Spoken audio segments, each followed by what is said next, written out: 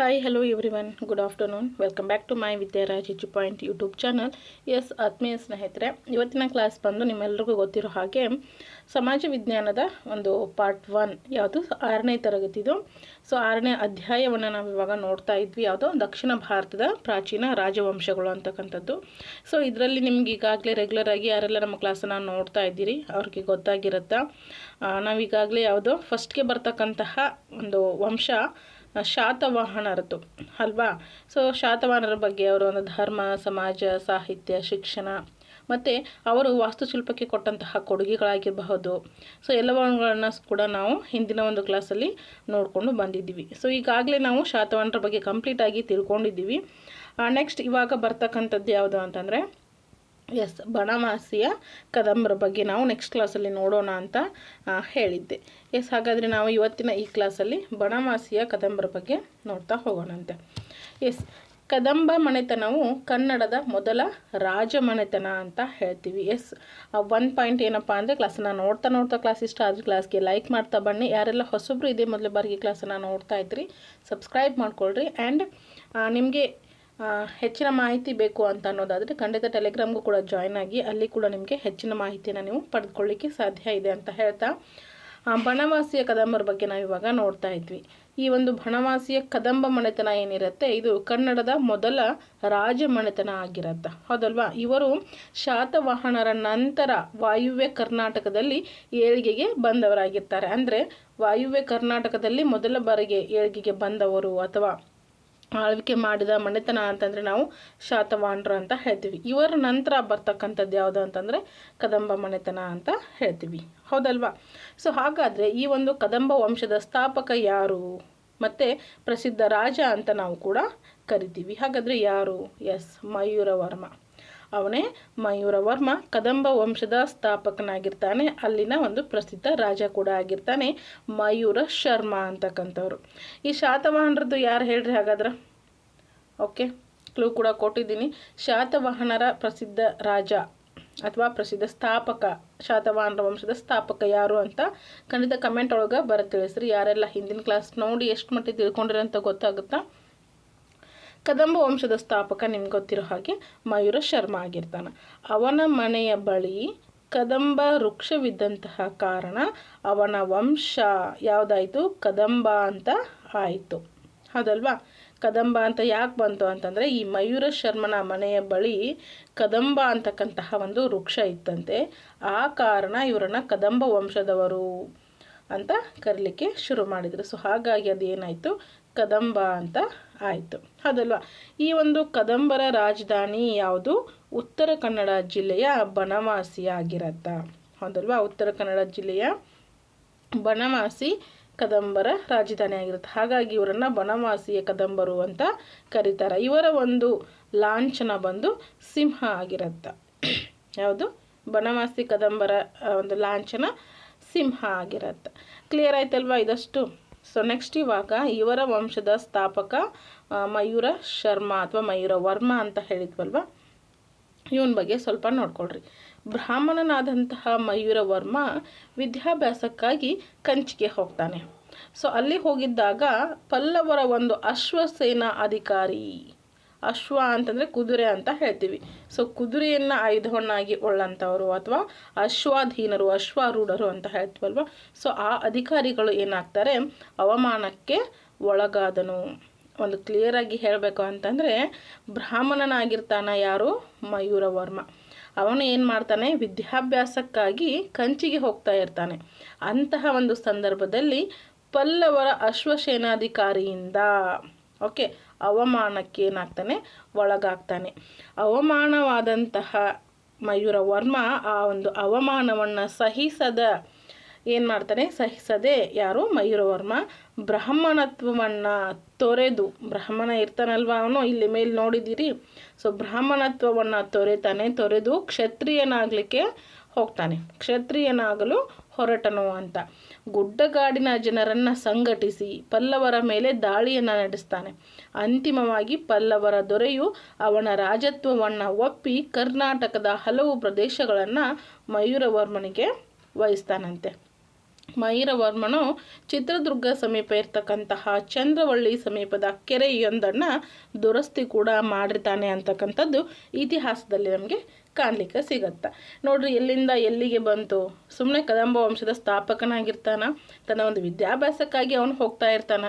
ಪಲ್ಲವರ ಅಶ್ವಸೇನಾಧಿಕಾರಿಯಿಂದ ಅವಮಾನಕ್ಕೆ ಒಳಗಾಗ್ತಾನೆ. ಅದನ್ನು ಸಹಿಸದೆ ಅವನು ಏನು ಮಾಡ್ತಾನೆ, ತನ್ನ ಒಂದು ಬ್ರಾಹ್ಮಣತ್ವವನ್ನು ಬಿಟ್ಟು ಕ್ಷತ್ರಿಯನಾಗಿ ಗುಡ್ಡಗಾಡಿನಲ್ಲಿರ್ತಕ್ಕಂತಹ ಜನರನ್ನು ಸಂಘಟಿಸಿ ಪಲ್ಲವರ ಮೇಲೆ ದಾಳಿಯನ್ನು ಮಾಡ್ತಾನೆ. ಅಂತಿಮವಾಗಿ ಗೆಲ್ತಾನೆ. ಅಲ್ಲಿರ್ತಕ್ಕಂಥ ಹಲವಾರು ಪ್ರದೇಶಗಳನ್ನು ಸಹ ತನ್ನ ಒಂದು ವಶಕ್ಕೆ ಪಡೆದುಕೊಂಡು, ಉದಾಹರಣೆಗೆ ಚಿತ್ರದುರ್ಗ ಸಮೀಪ ಇರತಕ್ಕಂತಹ ಚಂದ್ರವಳ್ಳಿ ಸಮೀಪದ ಒಂದು ಕೆರೆಯನ್ನು ಕೂಡ ಅವನು ಏನು ಮಾಡ್ತಾನೆ, ದುರಸ್ತಿಯನ್ನು ಮಾಡಿ ತನ್ನ ಕಾರ್ಯಾಚರಣೆಯನ್ನು ನಡೆಸ್ತಾನೆ ಅಂತಕ್ಕಂಥದ್ದು. ಎಸ್, ಇಲ್ಲೊಂದು ಮ್ಯಾಪ್ ಇದೆ, ನೋಡ್ಕೊಳ್ರಿ, ಗಮನಿಸ್ಕೊಂಡ್ಬಿಡ್ರಿ. ಕಾಣಿಸ್ತಾ ಇದೆಯಾ? ತುಂಬ ಚಿಕ್ಕದಾದರೆ ಕಾಣದೆ ಹೋಗ್ಬೋದು. ಎಸ್, ನಿಮಗೆ ಇಲ್ಲಿ ಪಿಂಕ್ ಕಲರ್ ಇದೆ ನೋಡಿ, ಲೈಟ್ ಪಿಂಕ್. ಸೊ ಅದು ಬರುತ್ತೆ ನಿಮ್ಗೆ ಯಾವುದು ಅಂತಂದ್ರೆ ಕದಂಬರ್ದು. ಓಕೆ,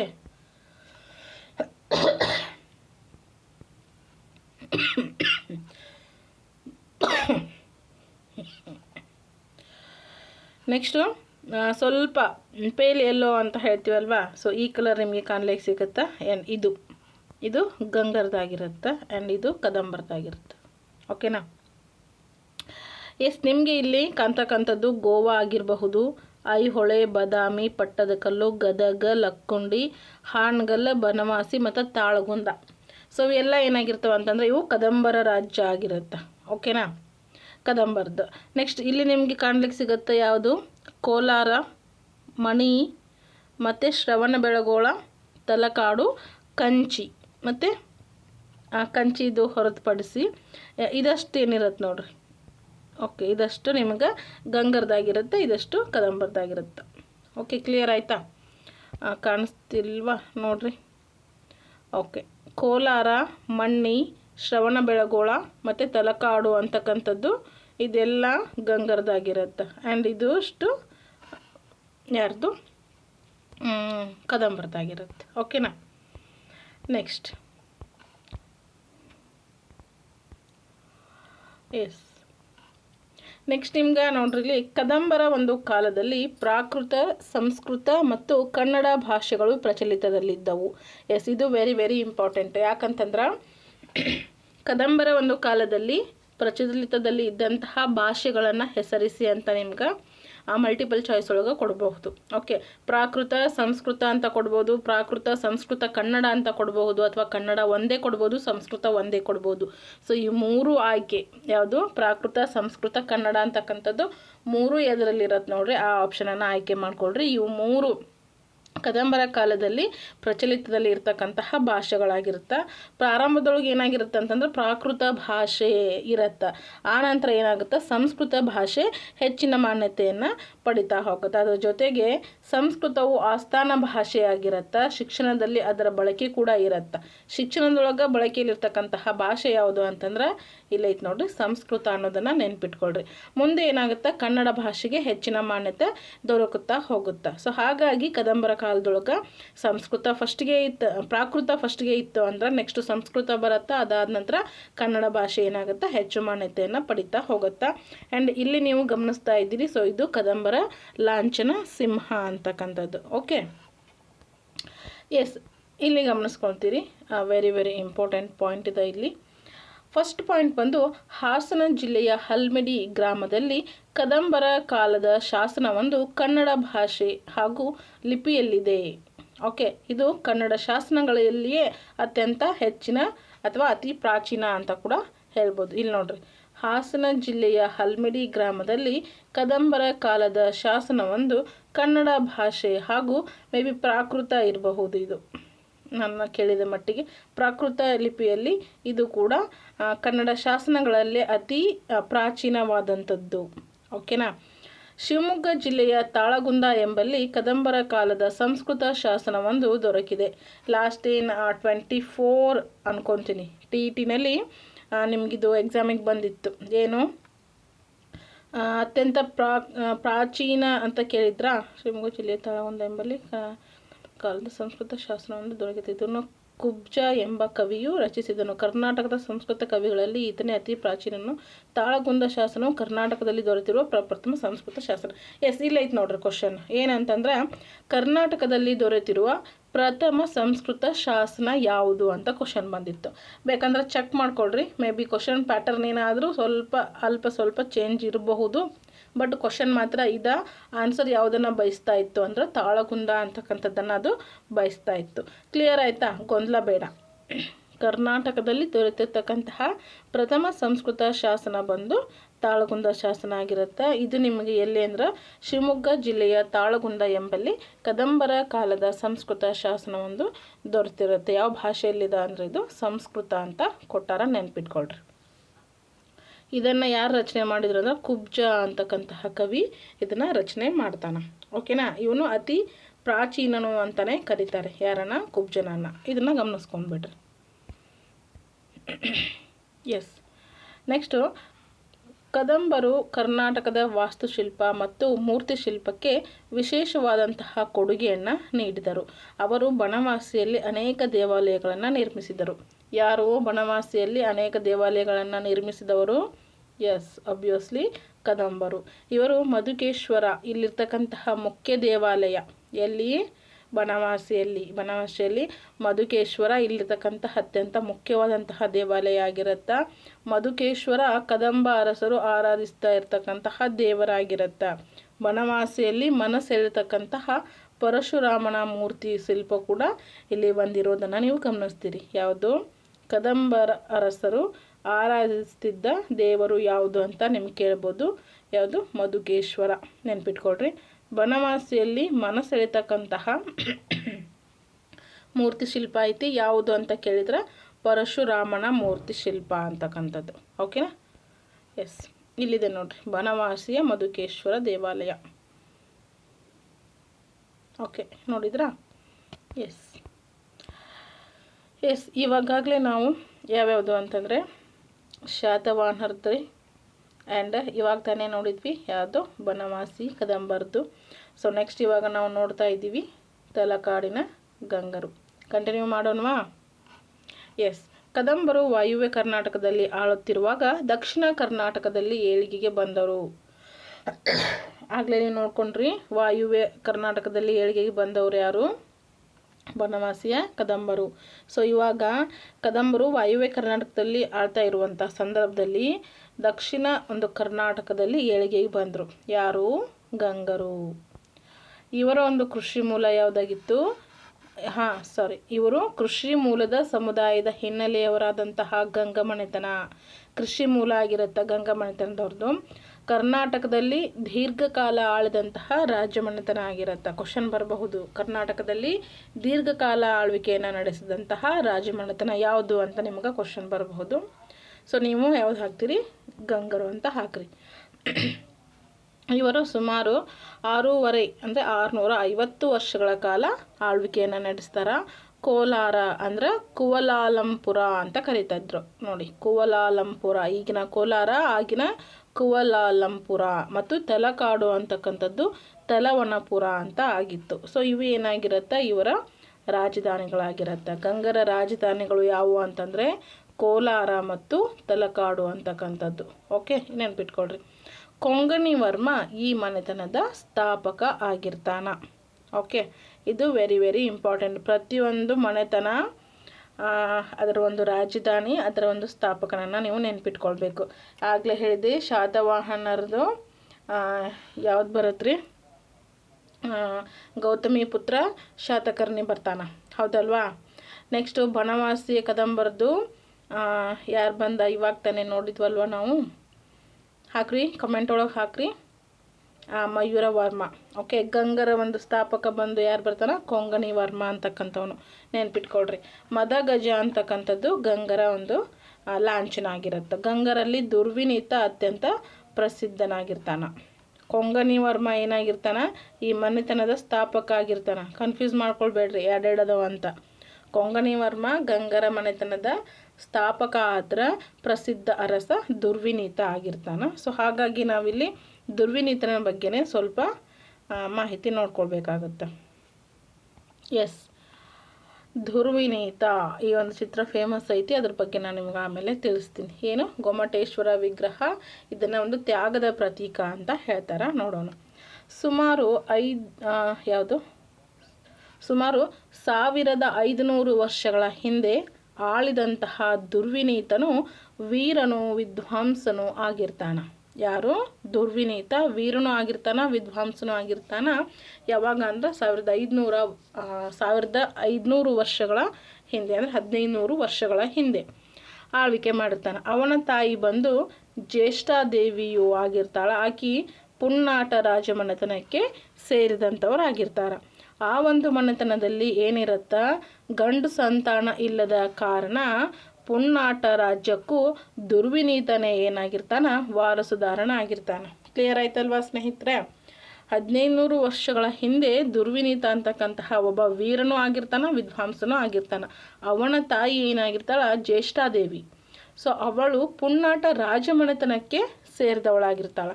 ಆ ಮನೆತನದೊಳಗೆ ಗಂಡು ಸಂತಾನ ಇರದ ಕಾರಣ ಆ ಪುನ್ನಾಟ ರಾಜ್ಯಕ್ಕೂ ಕೂಡ ದುರ್ವಿನೀತನ ಏನಾಗ್ತಾನೆ, ವಾರಸುದಾರನಾಗ್ತಾನೆ ಅಂತಕ್ಕಂಥದ್ದು. ನೆರೆಯ ಶತ್ರುಗಳನ್ನು ಹಲವು ಯುದ್ಧಗಳಲ್ಲಿ ಮಣಿಸಿ ಗಂಗರಾಜ್ಯವನ್ನು ಏನು ಮಾಡ್ತಾನೆ, ವಿಸ್ತರಣೆ ಮಾಡ್ತಾನೆ. ನೀರಾವರಿಗಾಗಿ ಸಾಗರದಂತಹ ಅನೇಕ ಕೆರೆಗಳನ್ನು ಕೂಡ ಕಟ್ಟಿಸ್ತಾನೆ. ಯಾರು? ಈ ದುರ್ವಿನೀತ. ಓಕೆ. ಸಂಸ್ಕೃತ ಮತ್ತು ಕನ್ನಡ ಭಾಷೆಗಳಲ್ಲೂ ಕೂಡ ವಿದ್ವಾಂಸನಾಗಿದ್ದಂತಹ ಈ ದುರ್ವಿನೀತನು ಸಂಸ್ಕೃತ ಕವಿಯಾದಂತಹ ಭಾರವಿಯ ಕಿರಾತಾರ್ಜುನೀಯ ಕೃತಿಯ 15ನೇ ಸರ್ಗಕ್ಕೆ ಏನು ಮಾಡ್ತಾನೆ, ಭಾಷ್ಯವನ್ನು ಬರೀತಾನೆ. ಭಾಷ್ಯ ಅಂದರೆ ನಾವು ಏನು ಹೇಳ್ತೀವಿ ನಮ್ಮ ಭಾಷೆಯಲ್ಲಿ, ವಿಮರ್ಶೆ ಅಂತಕ್ಕಂಥದ್ದು. ಸಂಸ್ಕೃತ ಮತ್ತು ಕನ್ನಡ ಭಾಷೆಗಳಲ್ಲಿ ವಿದ್ವಾಂಸನಾಗಿರ್ತಾನೆ. ಯಾರೋ? ದುರ್ವಿನೀತ. ನೆನ್ಪಿಟ್ಕೊಳ್ರಿ, ಸಂಸ್ಕೃತ ಮತ್ತು ಕನ್ನಡದಲ್ಲಿ ವಿದ್ವಾಂಸನಾಗಿರ್ತಾನ ದುರ್ವಿನೀತ. ಇವ ಸಂಸ್ಕೃತ ಕವಿಯಾದಂತಹ ಭಾರವಿ ಏನಿರ್ತಾನಲ್ವಾ, ಇವನು ಒಂದು ಕಿರಾತಾರ್ಜುನೀಯ ಅಂತಕ್ಕಂಥದ್ದನ್ನು ಬರೆದಿರ್ತಾನೆ. ಈ ಕಿರಾತಾರ್ಜುನೀಯ ಒಂದು ಕೃತಿಯ 15ನೇ ಸರ್ಗಕ್ಕೆ ಯಾರು? ದುರ್ವಿನೀತ ಏನು ಮಾಡ್ತಾನೆ, ವಿಮರ್ಶೆಯನ್ನು ಬರೆದಿರ್ತಾನೆ. ಅದೇ ರೀತಿ ಗುಣಾಢ್ಯನ ಒಂದು ಒಡ್ಡಕಥ ಅಂತ ಏನಿರತ್ತೆ ನೋಡಿ, ಗುಣಾಢ್ಯ ಬರೆದಂತಹ ಒಡ್ಡಕಥ ಅಂತಕ್ಕಂಥ ಗ್ರಂಥಕ್ಕೂ ಕೂಡ, ಕೃತಿಗೂ ಕೂಡ ಇವ ಏನು ಮಾಡ್ತಾನೆ, ಅದನ್ನು ಸಂಸ್ಕೃತಕ್ಕೆ ಭಾಷಾಂತರವನ್ನು ಮಾಡ್ತಾನೆ. ಅಲ್ಲದೆ ಕನ್ನಡದ ಪ್ರಮುಖ ಗದ್ಯ ಬರಹಗಾರರಲ್ಲಿ ದುರ್ವಿನೀತನು ಕೂಡ ಒಬ್ಬನೆಂದು ಕವಿರಾಜ ಮಾರ್ಗಕಾರರಲ್ಲಿ ಶ್ರೀ ವಿಜಯನು ಹೇಳ್ತಾನೆ. ನೋಡ್ರಿ ಎಷ್ಟು ಖ್ಯಾತಿಯನ್ನು ಪಡೆದಿರ್ತಾನೆ ಅಂತಕ್ಕಂಥದ್ದು. ಇವನು ಭಾರವಿ ಬರೆದಂತಹ ಕಿರಾತಾರ್ಜುನೀಯ ಕೃತಿಯ 15ನೇ ಸರ್ಗಕ್ಕೆ ವಿಮರ್ಶೆಯನ್ನು ಬರೀತಾನೆ. ಜೊತೆಗೆ ಗುಣಾಢ್ಯ ಬರೆದಂತಹ ಒಡ್ಡಕಥ ಏನಿರುತ್ತಲ್ವ, ಅದನ್ನು ಸಂಸ್ಕೃತ ಭಾಷೆಗೆ ಭಾಷಾಂತರವನ್ನು ಮಾಡ್ತಾನೆ.